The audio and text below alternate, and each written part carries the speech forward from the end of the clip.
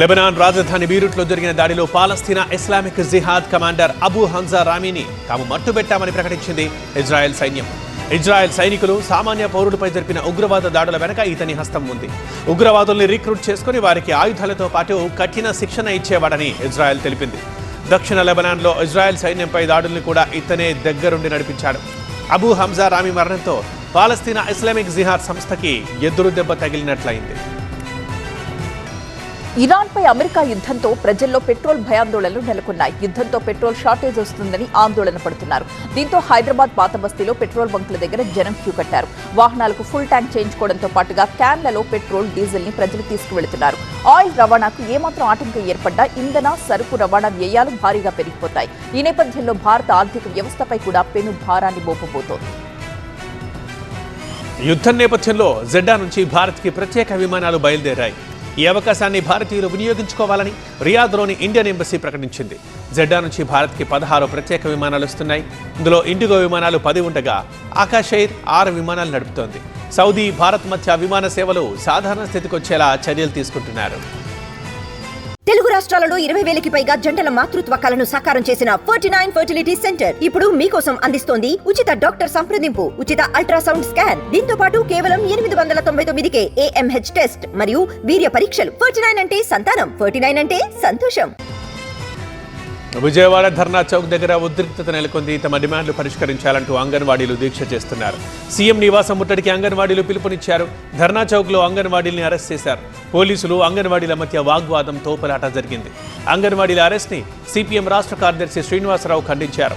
Arrest చేసిన అంగన్వాడీల్ని వెంటనే release చేయాలన్నారు. అంగన్వాడీల డిమాండ్లను వెంటనే పరిష్కరించాలని డిమాండ్ చేశారు. ఏపీ లిక్కర్ కేసులో A52గా ఉన్న ప్రణయ్ ప్రకాష్ ని అరెస్ట్ చేశారు. నేపాల్లోని సోనౌలి చెక్ పోస్ట్ దగ్గర సిట్ అధికారులు అతన్ని అదుపులోకి తీసుకున్నారు.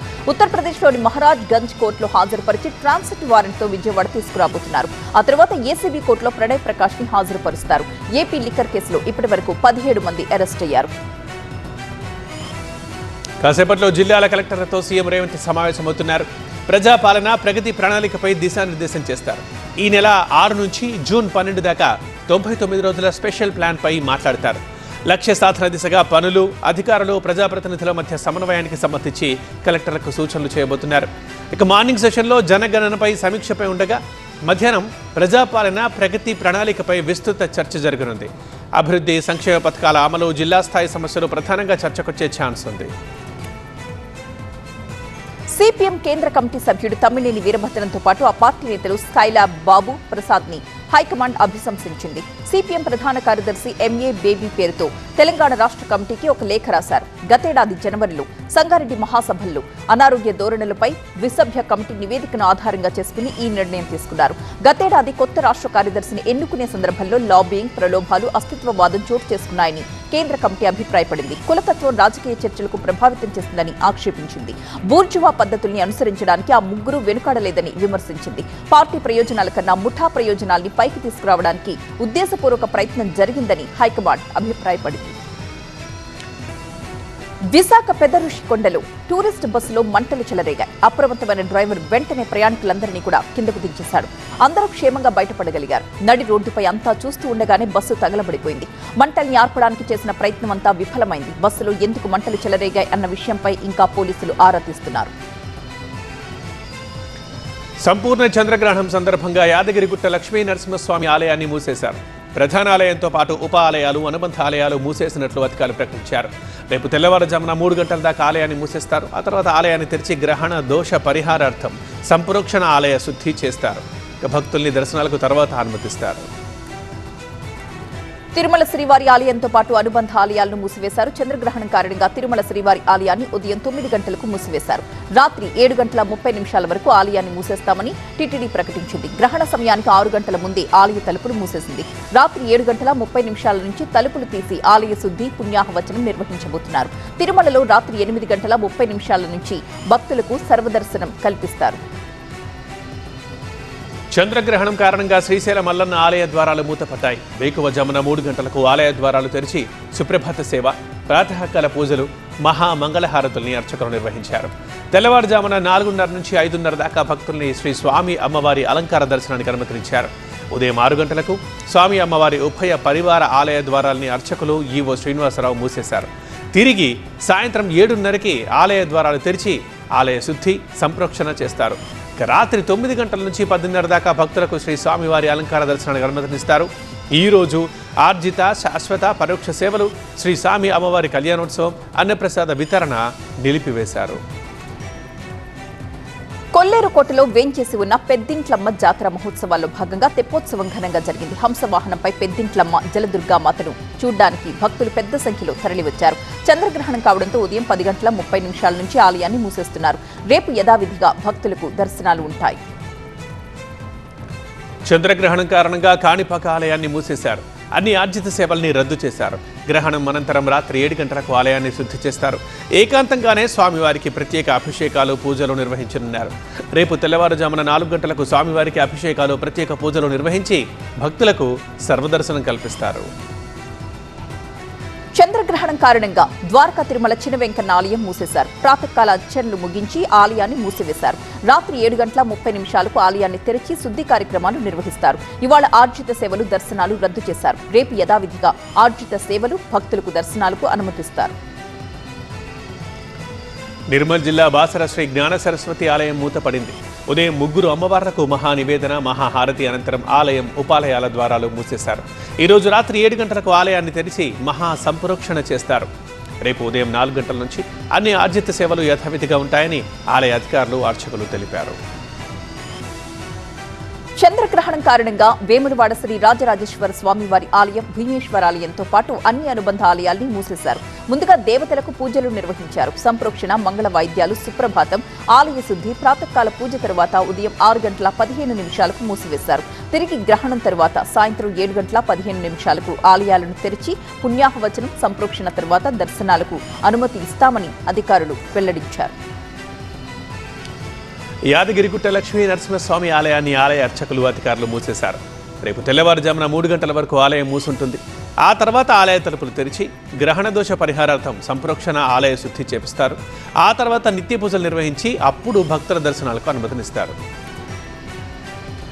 చంద్రగ్రహణం సందర్భంగా దేశవ్యాప్తంగా పలు ఆలయాలను మూసివేయగా రాహు కేతు క్షేత్రమైన శ్రీకాళహస్తి ఆలయంలో యథావిధిగా భక్తులకు దర్శనం కల్పిస్తున్నారు.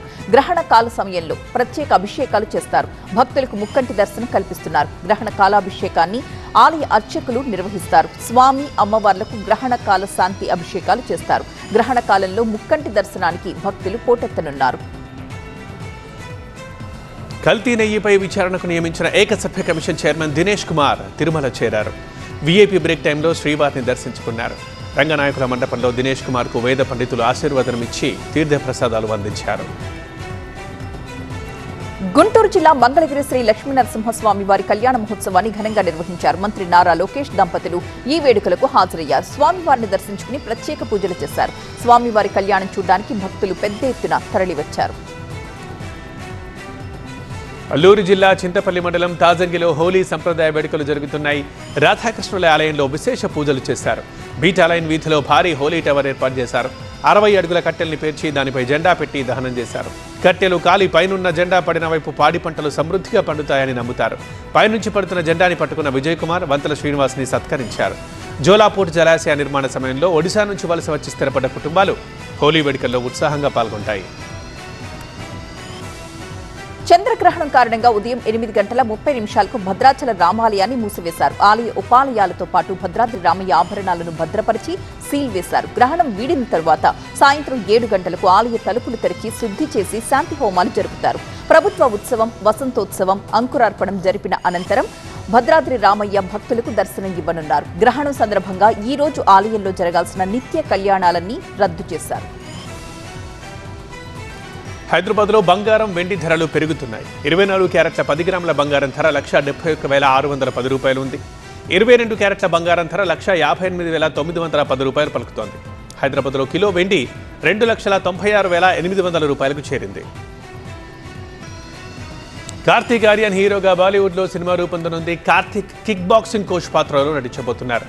ఈ మూవీలో హీరోయిన్గా శ్రీలీల నటిస్తున్నారన్న టాక్ వస్తోంది. వాస్తవ ఘటనల నేపథ్యంలో ఈ మూవీ రూపొందబోతోంది. కబీర్ ఖాన్ డైరెక్ట్ చేసే ఈ సినిమా 2027లో థియేటర్లోకి వచ్చే అవకాశాలున్నాయి. అల్లు శిరీష్ పెళ్లి వేడుకలు ఘనంగా జరుగుతున్నాయి. అందులో భాగంగా ప్రీ వెడ్డింగ్ రిసెప్షన్ గ్రాండ్ గా జరిగింది. అల్లు స్టూడియోస్ లో జరిగిన ఈ వేడుకలో పలువురు సినీ రాజకీయ ప్రముఖులు పాల్గొన్నారు. కాబోయే వధూవరుల్ని ఆశీర్వదించారు. అల్లు శిరీష్ నైనిక పెళ్లి వేడుక ఈ నెల 6న జరగనుంది. టైగర్ ష్రాఫ్ హీరోగా వజ్రా మూవీ తెరకెక్కుతోంది. ఆధ్యాత్మిక యాక్షన్ థ్రిల్లర్గా భారతీయ సంస్కృతితో ముడిపడ్డ కథతో చిత్రం రూపొందిస్తున్నట్లు ముంబైలో వార్తలు హల్చల్ చేస్తున్నాయి. రామ్ మధ్వాని ఈ మూవీకి డైరెక్టర్. ఈ ఏడాది ద్వితీయార్థంలో జపాన్లో షూటింగ్ ప్రారంభించబోతున్నారు. ఊహించని ట్విస్టులు, సీట్ అంచున కూర్చోపెట్టేసే సన్నివేశాలతో ప్రేక్షకుల్ని తుంబాడ్ ఆకట్టుకుంటోంది. ఈ ప్రాజెక్టుకి సీక్వెల్ సిద్ధమవుతోంది. మైథలాజికల్ హారర్ నేపథ్యంలో రూపొందనుంది. ఈ ప్రాజెక్టులో నవాజుద్దీన్ సిద్దికీ ఒక కీలక పాత్రలో కనిపించబోతున్నారు. ప్రస్తుతం ప్రీ ప్రొడక్షన్ పనులు శరవేగంగా జరుగుతున్నాయి.